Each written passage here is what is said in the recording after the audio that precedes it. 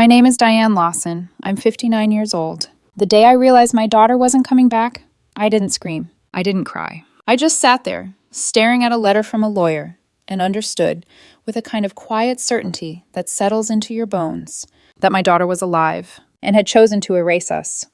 My daughter doesn't live here anymore. She doesn't live anywhere I'm allowed to know about. She changed her phone number, closed her accounts, removed me and my husband from every emergency contact, every document, every trace of her life. 3 years ago, she hired a lawyer to send us a cease and desist. At the bottom of that letter, beneath all the legal language, there was one handwritten sentence. You chose the wrong daughter. Live with it. We haven't heard her voice since. My husband Greg is 62. We had 2 daughters, Emily, 34, and Sophie, 31. I say had because, functionally, we only have one now. Sophie is gone. Not dead. Worse, alive, and choosing, every single day, to have nothing to do with us. Funny. I need to tell this story from the beginning, because if I start in the middle, you'll hate me immediately. And you should. But I need you to understand how we became the kind of parents who could lose a daughter like this, and only realize why after it was already too late. Emily was our firstborn, and from the moment she arrived, she was difficult. A screaming baby, a defiant child, a teenager who turned every boundary into a battlefield. Every stage of Emily's life was a crisis. Expelled from one school, nearly expelled from another, a car accident at 17, a DUI at 19, college dropout. Then again. Every year, something. And every year, Greg and I ran toward it, fixing it, funding it, managing it. Loving Emily wasn't simple. It was work. Constant, exhausting, never-ending work. And somewhere in the middle of all that work, we made a mistake. A quiet one. The kind that doesn't feel like a mistake while you're making it. We gave Emily everything. Our time, our energy, our attention. And we gave Sophie what was left. Sophie was easy. That's the word we used. Easy. She didn't cause problems. Didn't demand attention. Straight A's. Soft-spoken, independent. She got a baseball scholarship. No, not baseball. Softball. I remember correcting someone once and feeling proud that I knew that detail. Now I realize that was one of the few details I actually held on to. She graduated with honors, got a job in finance 3 weeks later, moved to the city, built a life, and she never asked us for anything. No money, no help, no late-night calls, no emergencies. So we told ourselves a story. Sophie is fine. Sophie doesn't need us. Sophie can handle it. And she could. That was the problem. She handled our absence so well. We mistook it for not needing us at all. We went to Emily's court hearings and missed Sophie's games. We paid Emily's rent and forgot to celebrate Sophie's promotion. We spent holidays talking about Emily's latest disaster and barely asked Sophie a single question about her life. We were so focused on the daughter who was drowning, we ignored the one who was swimming. And we told ourselves it was justified, necessary, logical. It wasn't. It was neglect. Quiet, consistent, invisible neglect. Sophie never complained. Not once. Not about the missed games. Not about the forgotten milestones. Not about the way we always seemed to be somewhere else when she needed us. She just adjusted, smiled politely, spoke when spoken to, and built a life that didn't include us. We thought that meant she was strong, self-sufficient, fine. She wasn't fine. She was just quiet about it. And there's a difference. Sophie got engaged when she was 28. A man named Daniel Reed. Kind, steady, successful. The kind of man who matched her in every way. They had been together for 3 years. He proposed on a beach in North Carolina. She called us that night. I remember her voice. There was something in it I hadn't heard in a long time. Not politeness. Not restraint. Happiness. Real happiness. Mom, she said, I'm getting married. I told her we should celebrate. That we'd plan something. That we'd all get together. Hi. We didn't. Emily had a situation that month. Another job lost. Rent overdue. A spiral we had to manage. 3 weeks disappeared into fixing her life.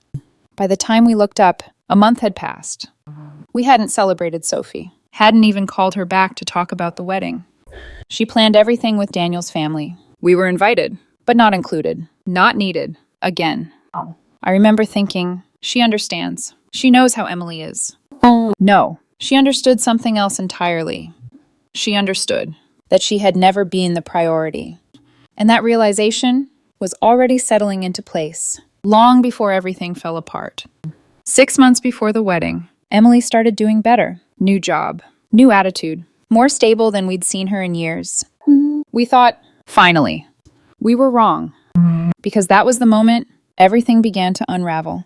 6 months before the wedding, Emily changed. That's the word I keep coming back to. Changed. She started showing up.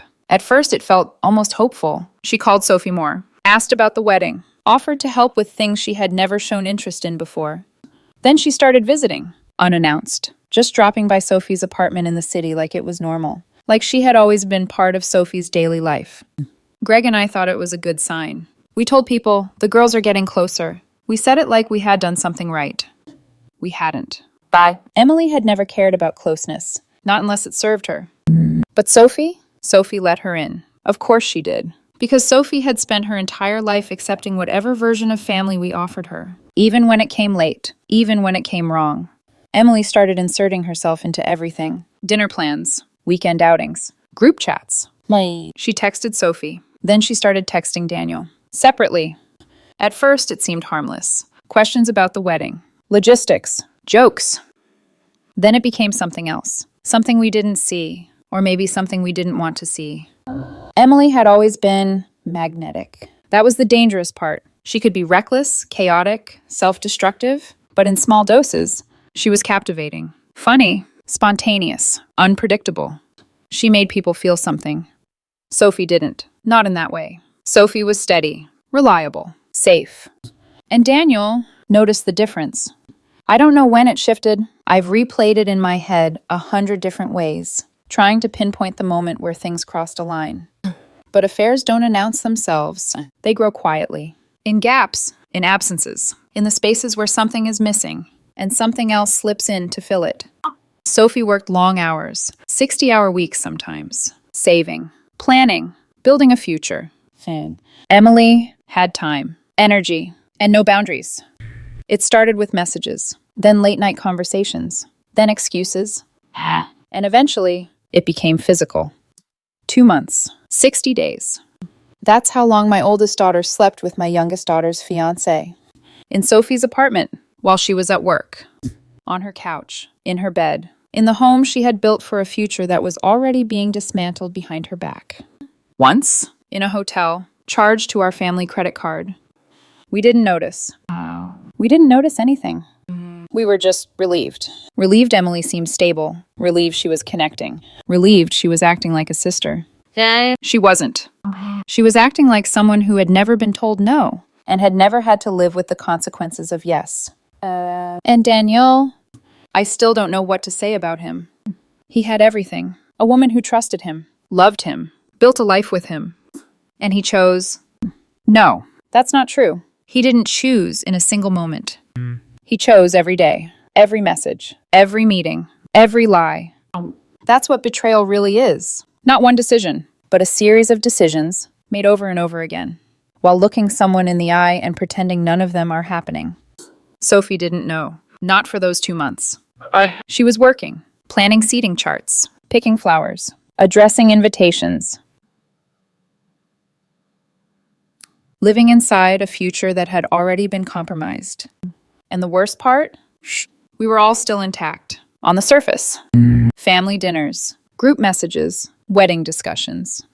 Emily would sit across from Sophie at the table, laughing, passing the salt, asking about dress fittings, while sleeping with her fiancé. And we sat there with them, smiling, participating, completely unaware that everything we thought was stable was already collapsing. Sophie found out 4 months before the wedding. It wasn't dramatic. There was no confrontation, no screaming, no broken glass. Just a phone, left on a kitchen counter. It buzzed. She glanced at it. Emily's name. A message. Last night was incredible. I can't stop thinking about you. When can I see you again? Sophie opened it. And then she scrolled. 2 months of messages, plans, photos, words that should have belonged to her, written between the two people she trusted most. Her sister, her fiancé, laid out in black and white, while her wedding invitation sat in a box nearby, ready to be sent. Sophie called us that night, 10 p.m. I remember the exact time because something in me knew this was a moment that would divide our lives into before and after. I just didn't realize which side we would end up on. I answered. Mom. Her voice was calm, too calm. The kind of calm that comes after something has already broken, and there's nothing left to hold together. She said, Mom, Emily has been sleeping with Daniel for 2 months. I saw the messages. The wedding is off. I just thought you and Dad should know before I handle it. Mommy. There was a pause. And then I spoke. I need you to understand something. Because this is the moment. I became the villain in my daughter's story. I said, Are you sure? Maybe it's a misunderstanding. Even now, I can hear it. The way those words sounded, the way they landed. Like I had taken something undeniable and tried to soften it, minimize it, protect someone, just not her. And in that moment, before anything else was said, before any decisions were made, Sophie understood something with absolute clarity. She was alone in this. And we were about to prove her right.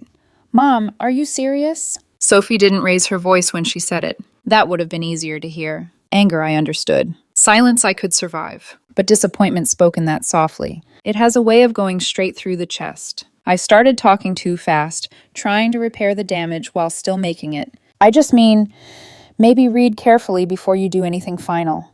Maybe Emily said something flirtatious. Maybe Daniel responded.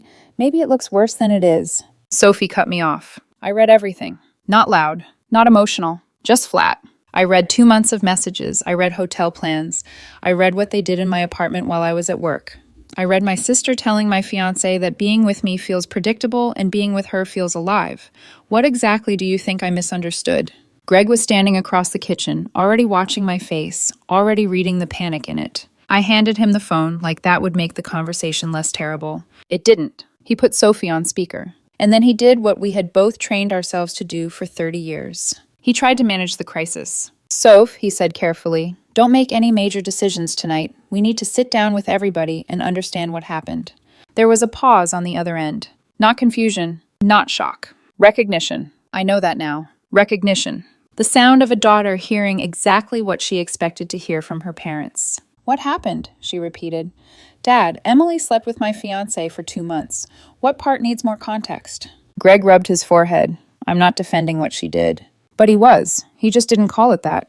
I'm saying families survive terrible things if people are willing to face them honestly. Sophie laughed once. A small sound. No humor in it.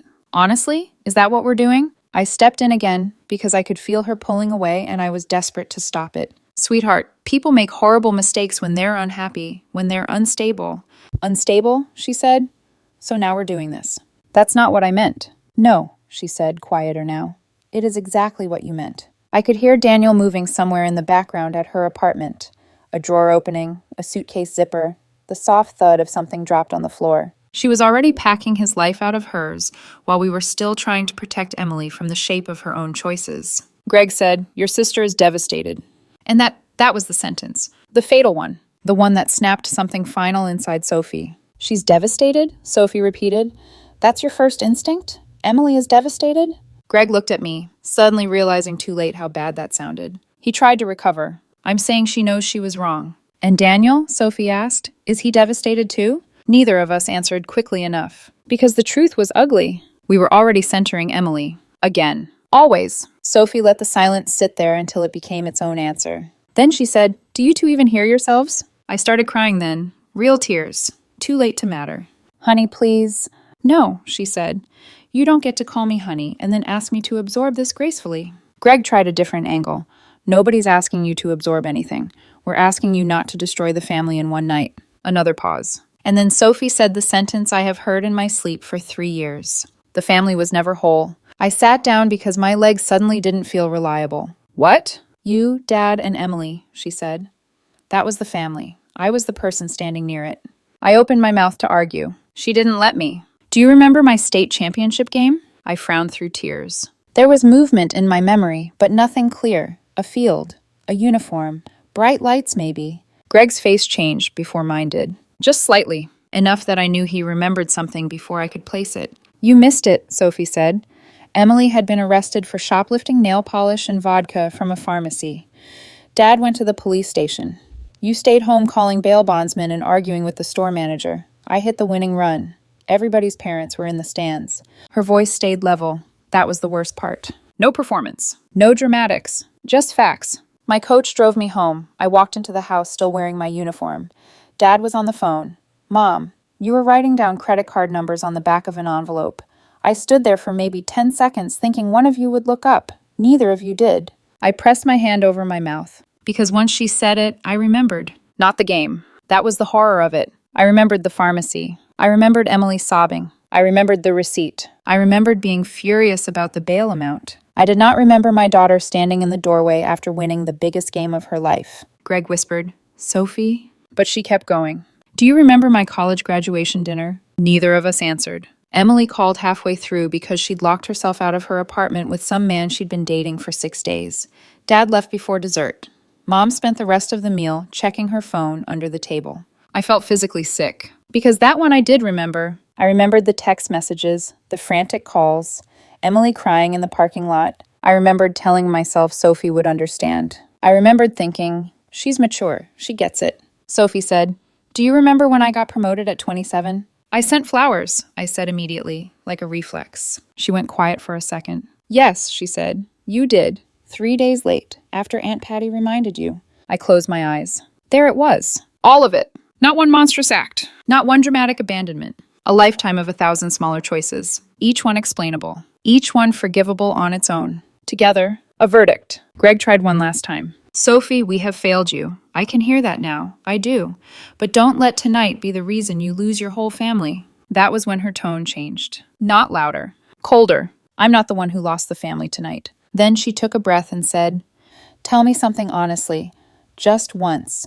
If I had slept with Emily's boyfriend for 2 months in her apartment, would you be asking her to sit down and understand my side? Neither of us spoke, because we both knew the answer. Number. We would have burned my life to the ground for touching Emily. We would have called it cruelty, violation, unforgivable betrayal. But Sophie was expected to process, to endure, to be measured, to be bigger, because she always had been. She heard our silence, and she understood that too. That's what I thought, she said. I was openly sobbing now. Please don't do this. Do what? She asked. Leave like this. Her answer came instantly. I've been leaving for years. You just didn't notice because I did it quietly. Greg leaned both hands on the counter, his face pale. Sophie, don't say things you can't take back. I mean every word I'm saying.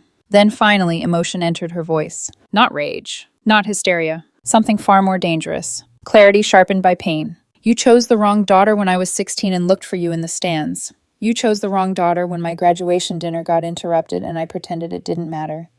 You chose the wrong daughter when I called to tell you I was getting married and you forgot to celebrate because Emily had another emergency. Tonight is just the first time you've had to hear yourselves do it out loud. Greg said her name again, but weakly now, like he already knew she was gone. She continued, I am not forgiving Emily. I am not going to family therapy. I am not sitting in a room while you explain her loneliness and her instability and her patterns like those things matter more than what she did. And I am not spending one more year being the daughter who absorbs damage so you can keep pretending we're all still a family.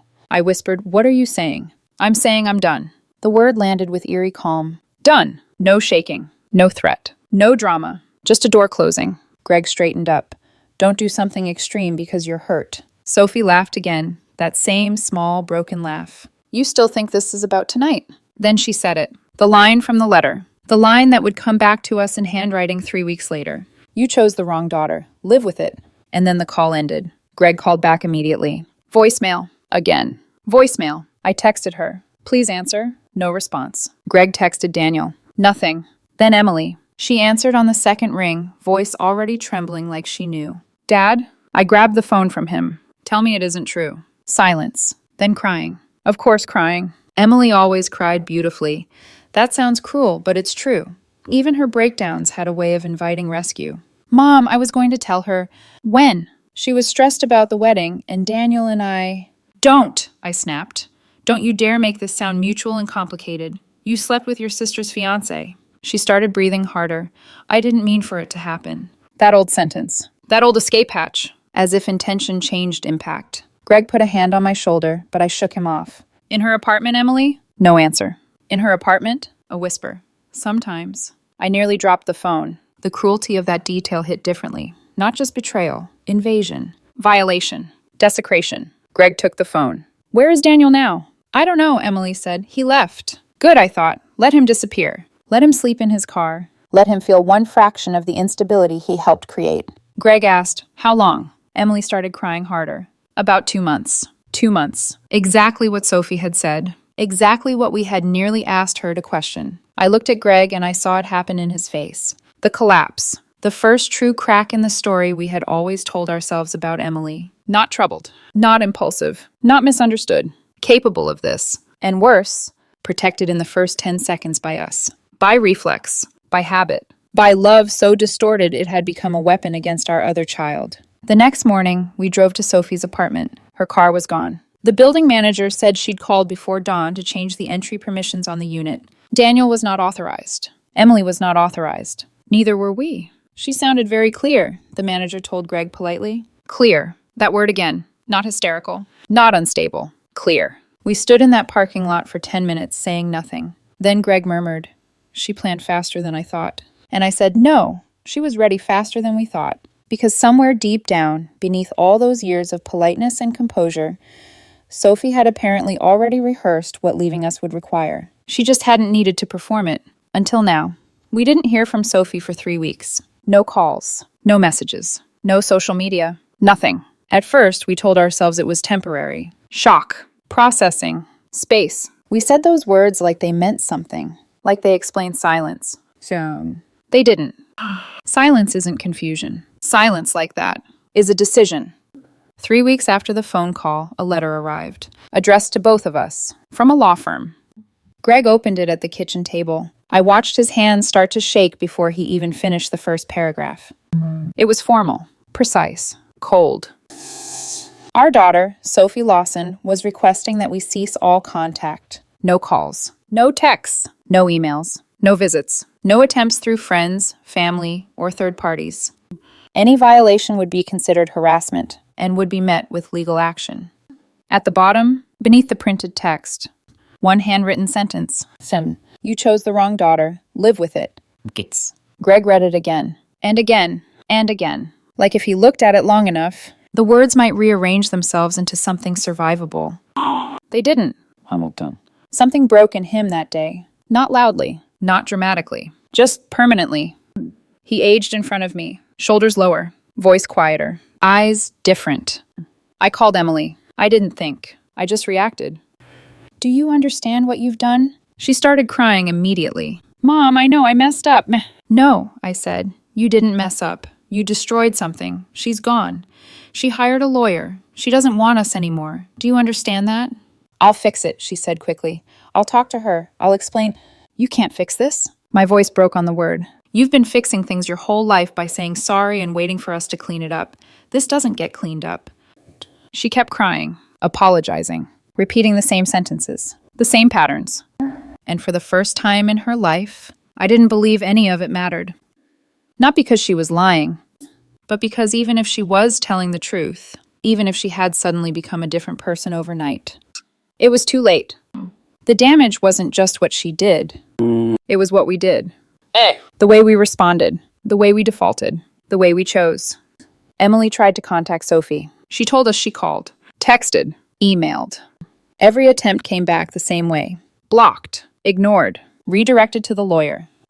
Professional distance, total separation. The kind of disconnection that doesn't come from anger. It comes from certainty. Sophie hadn't reacted. She had decided. And she had prepared. My sister Patricia tried next. She called Sophie from her own phone. Sophie answered. Hi, Aunt Patty, she said. Calm, polite. Patricia started crying immediately. Honey, did my parents ask you to call me? Sophie interrupted. A pause. Yes, Patricia admitted.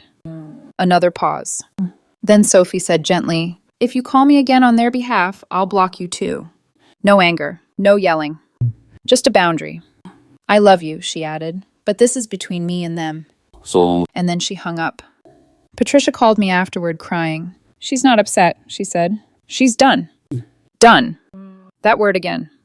Not angry, not hurt. Finished. And there is nothing more final than that. We tried everything.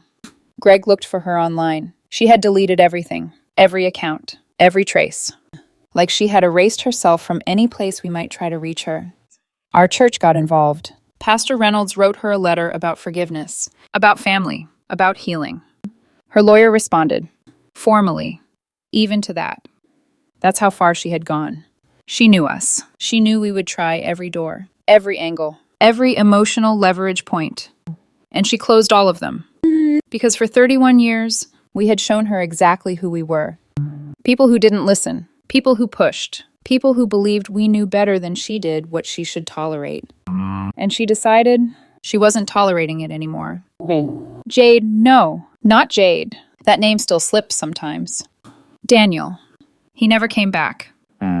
I heard through someone that he moved out of state. New job, new life. Emily and him didn't stay together. Of course they didn't. Affairs survive on secrecy, on stolen moments. Once everything is exposed, there's nothing left. Just two people, standing in the wreckage of something they destroyed, with nothing real between them. Emily is 34 now. She has a job, a stable one for once. 11 months. That's a record. She's in therapy. She says the right things. I've changed. I understand what I did. I hate myself for it. And maybe she means it. But it doesn't matter. Because change that comes after destruction doesn't rebuild what's gone. Greg and I are still married. Barely. We don't fight. We don't talk much either. We exist in the same house, like two people serving the same sentence. Some nights, I find him in Sophie's room, sitting on the bed, looking at her old trophies, her photos. The dust gathers slowly. He doesn't clean it. I think he believes he doesn't deserve to touch anything she left behind. 6 months ago, Greg had a heart episode, stress-related. 3 days in the hospital. I sat beside him, held his hand, and he said very quietly, "If I die, she won't know." I told him not to say that. He looked at me, eyes tired, voice flat. "She won't come to my funeral."